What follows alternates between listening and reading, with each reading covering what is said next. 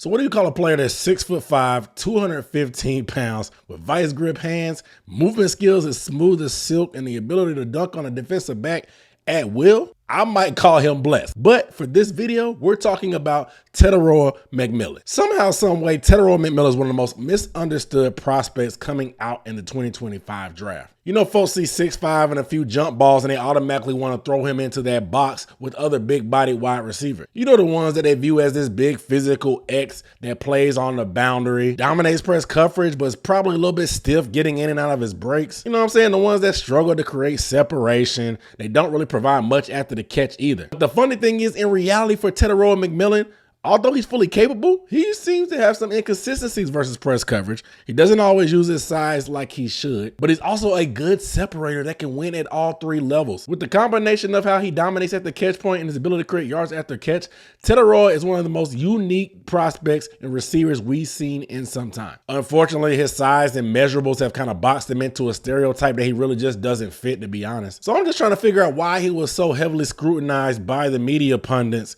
coming out of the pre-draft process. I mean, the guy put up back-to-back 1,300-yard seasons and one of the most productive guys in college at the receiver position over the last 2 to 3 years. I'm so glad that logic prevailed and he ended up being a top 10 draft pick for the Carolina Panthers. So when talking about what makes T-Mac great, you have to start with the ball skills. I mean, he plucks the ball out of the air consistently with his hands and his arms extended, and you'd be hard-pressed to watch his film and see him catch the ball with his body. That's how much of a hands catcher he is. You see the hand-eye coordination and the body control to be able to navigate the sidelines pretty flawlessly for a guy his size and make things happen. Not only that, his drop rate of less than 5% is pretty impressive for a guy that gets the amount of targets that he's received over the last few seasons. You know, a lot of bigger guys credit their background in hoops for their ability to use their body to position and go up and kind of thinking about rebounding and all that and stuff and elevate and win in contested catch situations.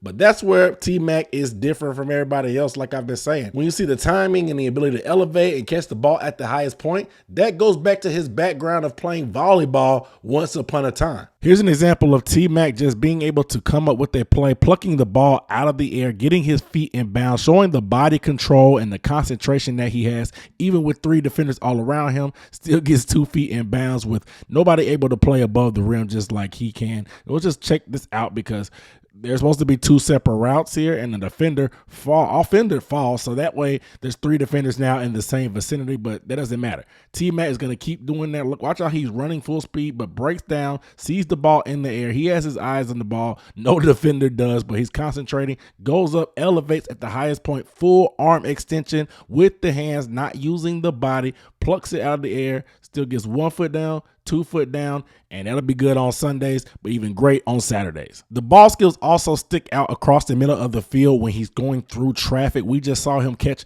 amongst a group of defenders. The faith that the quarterback has in him again and his ability to stay concentrated on the football as well, even with it being a tight window, is pretty remarkable to see. As you can see him coming across the middle, boom. And you see the wind up happening. There's a defender right there underneath, but the quarterback puts it in the spot. T-Mac has the concentration. And look, there's 2 defenders closing in on it. He catches it extended with his arms out, plucks the ball, still gets his eyes down to get some yards after catch, tries to make a guy miss, doesn't, but still gets a big chunk play. Just the ability to make those type of plays in traffic and have the focus, the concentration, and again, separating here, that tight window that the quarterback gives him a chance in. He sees it, it closes fast, but he still squeezes the ball, doesn't lose concentration because people are coming across the field. He may get hit. It's just amazing to see. But an underrated part of Tetairoa McMillan's game that kind of differentiates him from those other big body wide receivers that people try to compare him to is his ability to do things when the ball is in his hands. I mean, he can consistently make the first man miss, and he's shown the ability to have that change of direction and agility to reverse field after making a catch, coming to a complete stop and just spinning Rooney out the back door and add a bunch of yards and making a big play even bigger. Here's a perfect example of T-Mac doing that here against Texas Tech. He's going to be in the bunch formation formation. He's just going to let the routes clear out. He's going to be one-on-one with the DB and sees how much cushion he has. Once he catches the ball, almost looks over his shoulder like he has eyes in the back of his head, beats the safety with speed, and creates a chunk play to almost split the field. The ability to be an underrated yards after catch guy, because people see the long stride and it's hard to get a proper angle on him. And just the ability to create chunk plays off of that. You see him continuously pirouette underneath out of these breaks, and you can see almost once he gets there, boom, he catches the ball. You can see him looking behind him. He has about 2 yards of space, looking over his shoulder to see where the defender is after he secures the pass, reverses that field, creates that space, makes that guy slip. He could have beat the safety to the sideline with more speed. I probably would have did that because he had a blocker there, but he decides to get upfield and go straight down the middle of the field just to kind of beat some angles and creates a huge chunk play. Just not something you see ordinarily from a guy this size, to be able to change those directions like that and just get upfield to eat up yards with that long stride. In 2024, he forced 29 missed tackles, which was only outdone by the likes of the Yak King himself of this class, Luther Burden III. And for the questions about his long speed, he's not a burner, but he can definitely create chunk plays once he gets rolling with that stride. Here's a great example of seeing T-Mac get rolling in open field, and he shows the long speed at times. Once he catches the ball with some momentum here, he's going to burn it up the sideline and just continue to beat angles, and you think you're going to catch him, but you're not once those long strides open up. Again, you may not see a ton of different explosion from him, but once he gets rolling with some momentum on him behind him, this guy can really roll. Watch him create more space in between. This guy ends up being right there in his grill, but he breaks the tape again with 2-3 yards of space created, and the guy really just couldn't handle the angle, man. This is just underrated speed in my opinion. So this is something that I think once he gets his ball in his hands, he looks a lot faster than he does when you see him kind of before the ball's around for running his routes. Now, in terms of his route running, for a player that's 6'5", he can really sink his hips with some of the best of them and get in and out of his breaks very, very cleanly and efficiently, especially in the intermediate area. He's a smooth operator and an underrated salesman in terms of routes. And hey, when given a runway against off coverage, he can really manipulate the leverage of defenders in front of him and create separation going inside or outside on his breaks. And he's a great quarterback friendly wide receiver. And if you actually pay attention to his game and watch his routes, even when he doesn't get the ball, he's a more nuanced route runner than he gets credit for. And you can see it. I don't think people really notice it as much as they should. Sometimes it's the little things that matter in terms of getting open and creating separation. And T-Mac does a good job here on the outside against this corner. He's going to set it up with the outside release and act like he's going upfield on a go route, but slam on the brakes, gives a little bit of flipper. Look at the top of the route, the separation. You're talking about 4 yards of separation here for the quarterback to hit him on. The pass is a little bit late, but he has so much separation, he's still able to get the pass. The ball is high, and he goes up and elevates and gets it for the first down. Let's run it back and just show the details of this, because again, he's going to go on the outside release and just tries to accelerate like he's going on a go route. The defender is getting the arm on him, trying to press him. Watch what T-Mac does. He used that left shoulder.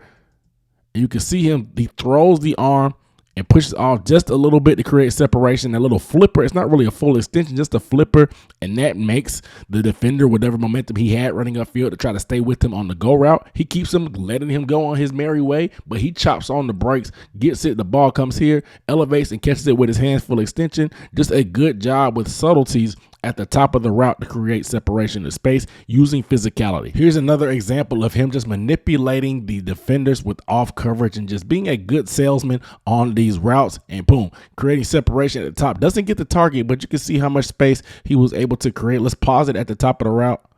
Let's pause it at the top of the route to see the separation this time around. Gets inside, boom, at his break. Look at how much space, about 4 yards of separation created. Doesn't get the ball, but if he did, be well past the 6. A lot of space created, still wide open, but this is just the salesmanship. But so let's look at some of the details. So if you look at it right here, the defender is lined up inside. You can see Tetairoa McMillan is lined at the top of the numbers, right there at the top mark of a 4. If you were to put a straight line at the top of the 4 and a 0, that's pretty much where Tetairoa McMillan is. But if you look at the defender, he's actually lined up probably about a yard inside of that, which is also inside of Tet McMillan's alignment. That's to probably try to take away any kind of in-breaking routes that Tet McMillan maybe try to do and just win with leverage initially and just winning there. The sideline is his friend, so he wants to be able to take away the inside on any inside breaking routes and then be able to expand him outside if need be to use the sideline as an extra defender. T-Mac knows this. And so watch how he releases off the line. Immediately, he stems inside. Stems is your first few steps. You try to change the leverage, and that's exactly what he did. His first 3 steps were to pretty much get head up with the defender. See, before, the defender had that inside position like I showed you. But if you ran it back forward, T-Mac, first 3 steps are to get squared up with the defender. He also has going a little bit more inside to create separation to get space on the outside. He knows that he's breaking to the out route, so he stems inside to also give the quarterback more space to throw to the sideline. So he does that, and then once he gets squared up with the guy continues to go inside of him to have that leverage, but T-Mac sells it like he's going upfield, and then sometimes defenders, when they see you stem inside, they think you're going inside, but instead of going inside, he breaks to the out route, gets out of the break very, very fast, and is able to create that separation. Again, you see that inside position the corner has. He tries to stem inside to get squared up to get more leverage, but also creates more space because instead of being right at the top of the numbers, after he finishes his stem, he's about 2 yards inside of the numbers, giving your quarterback more room to throw to the sideline and breaks out that way to give himself more room to accelerate out of his breaks. Because, hey, if he runs that from the top of the numbers and he runs full speed out of his breaks, he may be at the sideline too fast and not give the quarterback room to throw the ball. But the fact that he's able to stem inside to get more space and square up the defender as well, it helps him create space and separation at the top when he makes that break. And there's been some criticism about his speed before the ball arrives in his hands, and I think there's a method to the madness as McMillan tries to use different tempos and speeds to try to manipulate defenders and rock them to sleep at times and accelerate out of breaks. He has a phenomenal understanding of zone coverages, so he does a good job of pacing himself and finding holes, and again, makes himself very friendly and available across the middle for quarterbacks. Most of his damage that he does as a wide receiver is between the numbers. Out of his breaks, he's always coming downhill and working back towards the quarterback, which creates space and separation on his own. You add that to the extended length that he has as he catches the ball away from his frame, he creates plenty of separation. So the knocks on him for that, I think, were way overblown. Here's Tetairoa lined up in the slot, going to be lined up with the safety and create just a nice route to stem him and create tons of separation down the field, but a horrible underthrow for him,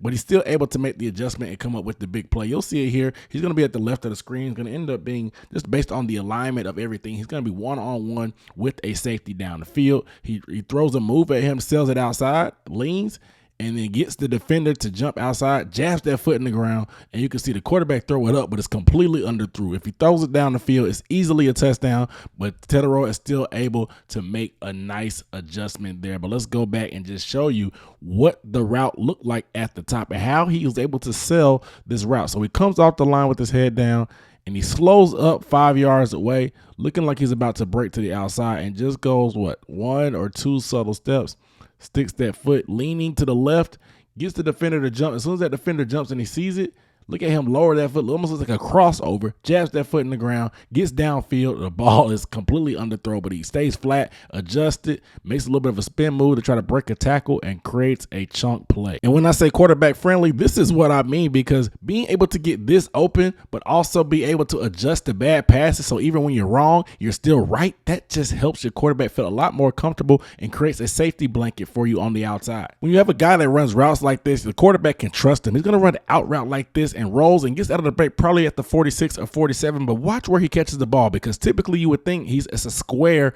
out route or so. As soon as where he breaks, he wants to stay flat, but he comes downhill. Look where he ends up meeting the ball. He ends up meeting the ball at the 45, so about 2 yards out of the breaks, he comes downhill to shorten the distance. When you shorten the distance, you can create an extra space because this defender is going to try to undercut those routes. So the way you beat him from undercutting is you go back to the quarterback to shorten that distance, and look, he's able to catch it at the 45, still get the first down and get upfield. Tetairoa McMillan is not a perfect prospect. Let's talk about a couple areas areas of concern. So many question his ability to create separation, thinking it's because it's route running.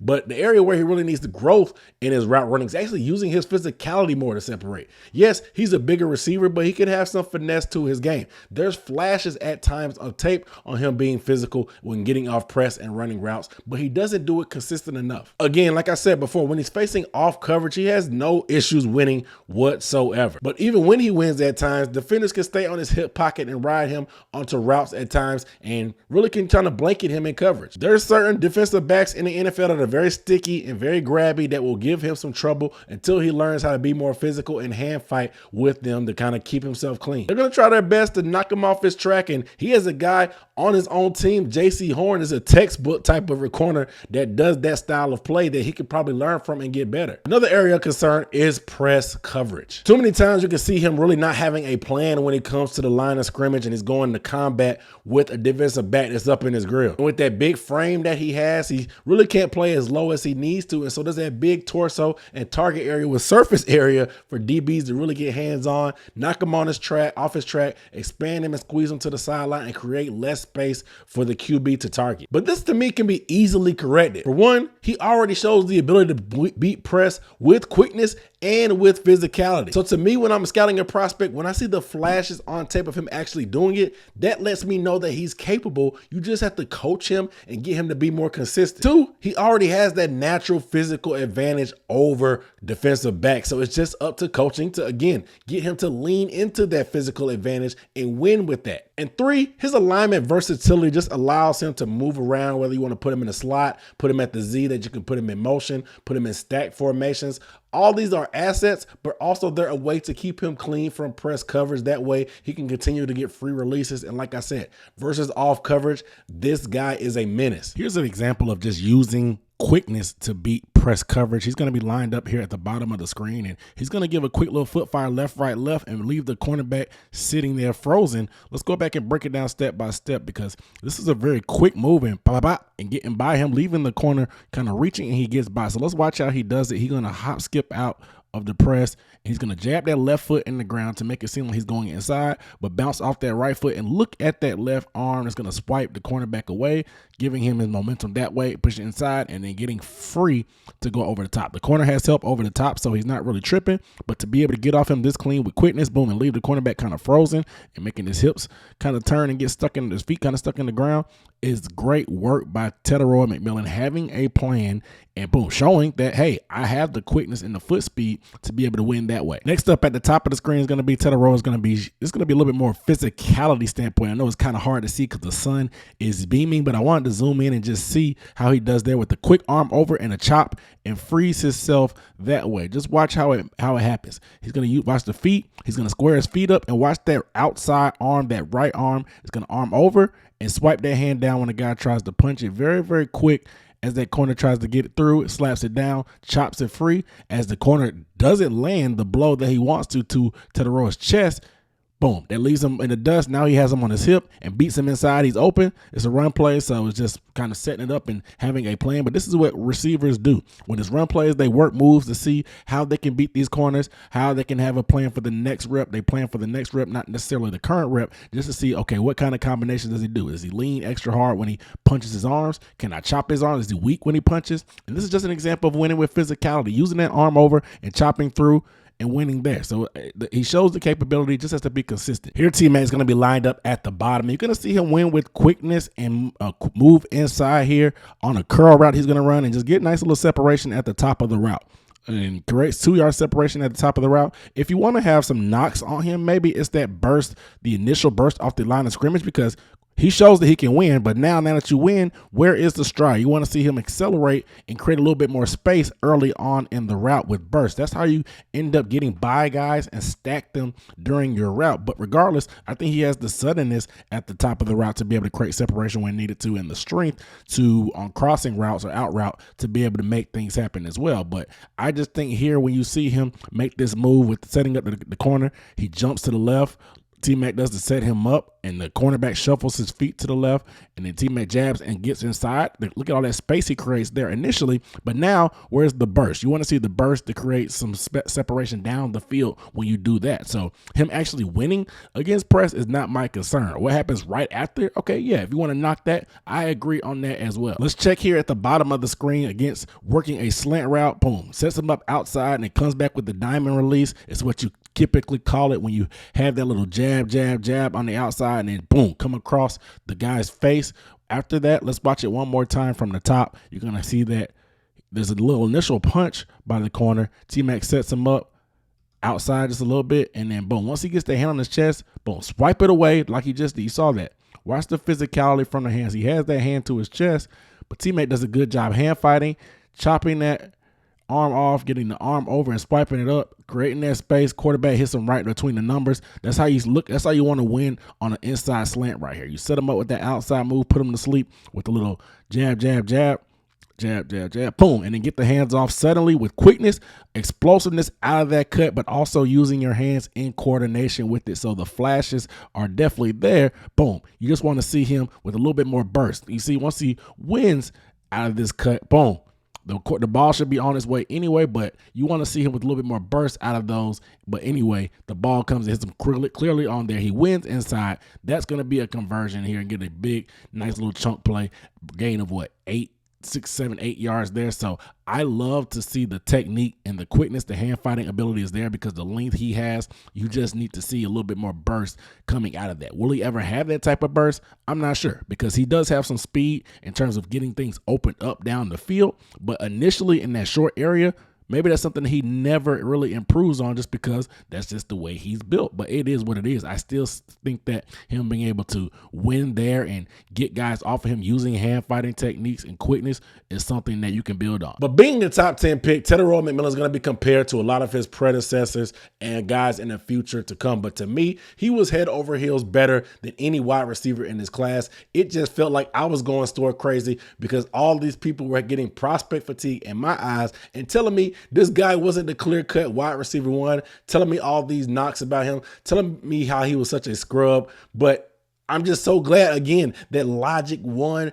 and my team, the Carolina Panthers, took him in the top 10. And so in the next video, we're going to talk about how he fits into the Panthers offense with Bryce Young and why I think them as a connection can be the perfect duo and could be some noise to be made in future years to come. Be sure to subscribe to the channel so you don't miss that video. I'm Aaron Duncan signing off. I'll see you in the next one.